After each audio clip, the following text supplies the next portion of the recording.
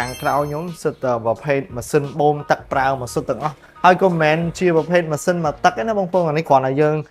តាំងហើយបងប្អូនចង់បាននៅក្នុងកេសគឺយើងមានក្នុងកេសជូនហើយសម្រាប់បងប្អូនដែលត្រូវការកំងអីអាចធ្វើការតម្លាក់លេខទីតាំងបានក្រុមការងារយើងរៀបចំជូនភ្លាមម្ដងហើយសម្រាប់បងប្អូនតាមខេត្តយើងអាចផ្សាយជូនបងប្អូនបានតាមរយៈតាក់ស៊ីឬក៏តាមរយៈក្រុមហ៊ុនដឹកជញ្ជូនសម្រាប់បន្ថែមជាដើមហើយសូមបងប្អូនមានចង្អុលអីបន្ថែមអាចតាក់ទងមកខាងក្រុមការងារយើងបានហេតុអីបងប្អូនជ្រើសរើសជាមួយនឹងម៉ាស៊ីនបូមទឹកម៉ាកតូគូតាពីខាងក្រុមហ៊ុនរបស់បងប្អូនទី1គឺសន្សំចៃប្រេងម៉ាស៊ុតបានច្រើន1លីត្រម៉ាស៊ុតយើងអាចប្រើបានចន្លោះ3ម៉ោងទី2គឺជាផលិតផលរបស់ប្រទេសជប៉ុនប្រភេទម៉ាស៊ីនថ្មីទី3គឺធន់ក្នុងការប្រើប្រាស់ទី4គឺបរិមាណបូមទឹកបានច្រើនក្នុង1ម៉ោងបានរហូតដល់60ម៉ែត្រគីបបងប្អូនដែលដាក់ការកំងឥឡូវក្រុមហ៊ុនកំពុងតែមានប្រូម៉ូសិនតម្លៃពេញ275បញ្ចុះនៅសល់តែ265ទេបងប្អូនអាចមកដល់ទីតាំងក្រុមហ៊ុនបងប្អូនផ្ទាល់តាមរយៈសាយដ្ឋានលេខ B185